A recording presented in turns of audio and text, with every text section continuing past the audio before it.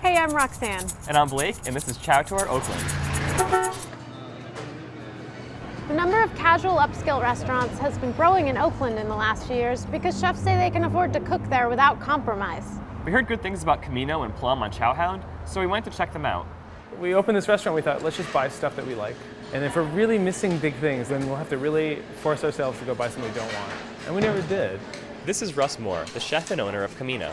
People always ask us what our style of food is. I kind of don't know what to say. We buy a bunch of really good stuff, we cook it the best way we can, blah, blah, blah. I'm trying to make it really rustic, really approachable. A lot of stuff cooked on the bone, a lot of stuff cooked whole. I like to cook a lot of food that you can only cook in a giant fireplace because we have a giant fireplace, so why not?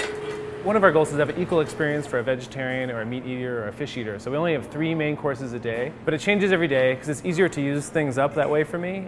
We buy all our animals whole except cows. Cows are just too big for this little restaurant. Since I get to butcher the meat and then cook it, I can portion it how I want. And you might get the shoulder and the rack, then we run out of the rack, and then you get the loin. And I kind of love it if all the plates look a little bit different throughout the night.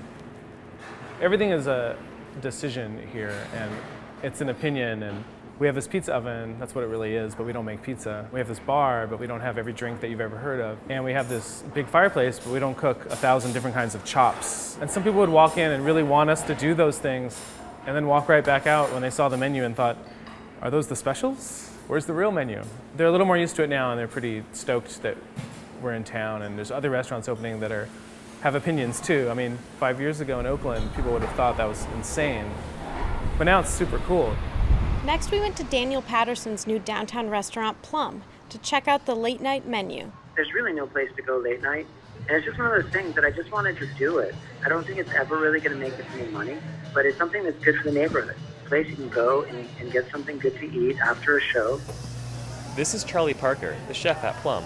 My ideal of late night food is pretty much comfort food. Just kind of make it a little bit more refined and have just a kind of different touches on classic dishes. We tried his take on a burger, a crispy patty of tender, slow-cooked oxtail, veal cheek, and beef tendon, with a creamy horseradish mayo and pickled root vegetables. I think Oakland is a very community-oriented place.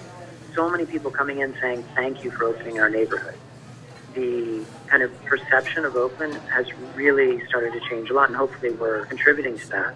Something that's done with real feeling and integrity, I think, can change the way people start thinking. And instead of people saying, first thing that comes to mind is homicide rate, they start saying, wow, I hear the restaurants in Oakland are really good. In the next episode, Food justice and the perfect waffle.